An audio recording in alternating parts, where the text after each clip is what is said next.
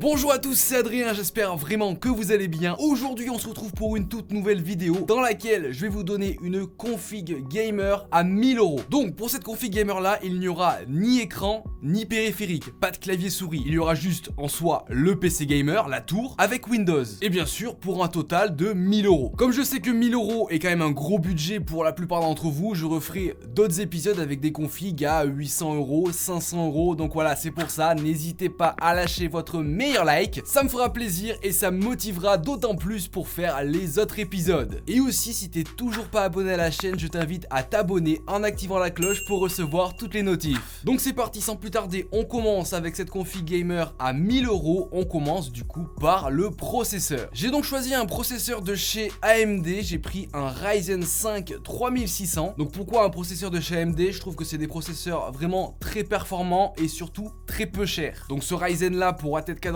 jusqu'à maximum 4,2 GHz et dans la boîte est bien sûr inclus le Ventyra d'origine de chez AMD. J'en ai rajouté un, ne vous inquiétez pas, on n'utilisera pas celui-là. Ce processeur là coûte 195 €. Vous aurez bien sûr tous les liens en description, les liens des composants un par un ainsi que les liens de la config complète. En termes de carte mère, je suis parti sur une carte mère format ATX, une Aorus B450 Elite. Aorus, très bonne marque de carte mère gaming, socket AM4 pour notre AMD Ryzen, 4 slots RAM compatible M2, bref c'est une très bonne carte mère. Il faudra juste faire attention et mettre à jour le BIOS de cette carte mère là, sinon elle sera pas compatible avec notre Ryzen 5. C'est assez facile à faire, il y a énormément de tutos sur YouTube pour flasher votre BIOS, c'est pas compliqué, donc voilà, vous tapez comment flasher votre BIOS, vous le flashez et c'est fini, votre carte mère sera compatible avec le Ryzen. Et du coup cette carte mère de chez Aorus coûte 104 €. Voilà, petit budget, carte mère pas mal, ça reste cohérent. Maintenant en ce qui concerne l'OS, Windows 10, vous savez que je travaille depuis maintenant pas mal de temps avec le site GVGMall sur lequel vous pouvez trouver des clés Windows 10 version OEM à seulement 15 €. Et en plus, si vous utilisez mon code de réduction qui s'affiche juste ici, STW, vous les aurez du coup à 12 €. Voilà, hein, bien sûr, pourquoi pas l'utiliser, ça vous coûtera moins cher. Donc voilà, ce sont des clés Windows 10 version OEM que vous n'avez plus qu'à mettre directement sur votre PC, c'est ultra simple. Vous achetez ça sur GVGMall, vous aurez bien sûr le lien en description. Ensuite, vous avez qu'à simplement installer Windows sur une clé bootable. Il y a beaucoup de tutoriels sur YouTube pour faire ça. Vous mettez ça dans votre PC, ensuite vous entrez la clé Windows 10 version OEM que vous avez acheté sur le site de mon partenaire GVGMall et votre PC aura une licence et un logiciel Windows 10 facile, classique, pas cher. Vous avez le lien de GVGMall en description. Au niveau du coût de la RAM, j'ai pris comme d'habitude une valeur sûre du 16 Go de chez Corsair, des Corsair Vengeance LPX en 2x8 Go, cadencé à 3200 MHz. Voilà, pour moi Corsair la RAM c'est de la valeur sûre. En plus elles sont cadencées à 3200 MHz, donc ce qui est plutôt pas mal pour le gaming. Et bien sûr 16 Go c'est aujourd'hui la norme pour un PC gamer. Et en termes de prix ça reste du coup correct car elles sont à 74 €. Ah oui, j'allais oublier, comme je vous ai dit, je vais rajouter du coup un Ventyra supplémentaire pour éviter d'utiliser celui d'AMD de base qui est bon, pas folichon, mais bon il est pas dégueulasse non plus, mais je préfère en acheter un en plus, une valeur sûre. J'ai choisi un Ventyra de chez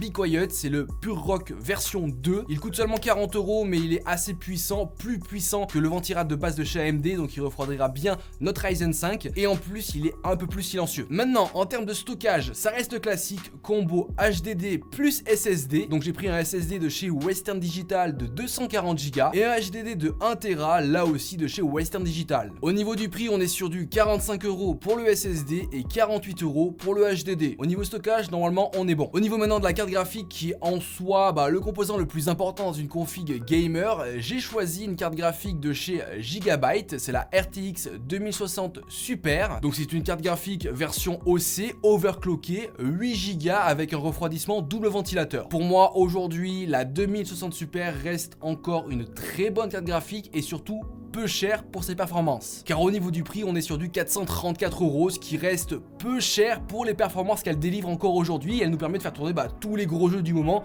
sans souci. Au niveau de l'alimentation, j'ai pris une NRMax 600 watts, certifiée 80+ bronze, donc au niveau sécurité électrique, on est bon. Elle coûte 70 €, 600 watts, ce sera largement suffisant pour la config qu'on a créée. Et enfin, pour terminer, au niveau du boîtier, j'ai pris quelque chose de très simple, un boîtier de chez Aerocool, c'est le Rift, il coûte seulement 50 €, mais au niveau du boîtier, vous pouvez du coup vous-même moduler la config suivant vos goûts, ce que vous préférez, ce que vous aimez pas, mais c'est vrai que c'était l'un des boîtiers qui rentrait le mieux dans cette config là et surtout qui respectait respecter le budget final des 1000 €. Donc au final les amis, en termes de tarifs, cette config gamer coûte 1060 € plus du coup 12 € de Windows 10 si vous utilisez mon code sur GVGMOL, ce qui au final nous fait une config gamer complète à 1072 €. Donc du coup on a bien une config qui respecte le budget des 1000 €, une très bonne config gamer qui vous permettra de faire tourner tous les jeux du moment sans problème, à beaucoup de FPS en très bonne qualité. Vous aurez bien sûr en description les amis le lien de tous les produits, n'hésitez pas à aller voir ça, ainsi que le lien de la config complète que j'ai pu faire sur le configurateur de LDLC. J'espère vraiment que cette vidéo vous aura plu, si c'est le cas n'hésitez pas à mettre un gros like, ça me fera ultra plaisir. Bien sûr je ferai d'autres épisodes avec des configurations gaming moins chères, alors du coup n'hésite pas à t'abonner à la chaîne en activant la cloche pour recevoir toutes les notifs afin de ne pas louper mes prochains épisodes. En tout cas les amis, moi je vous dis à plus dans de prochaines vidéos. Allez, ciao tout le monde.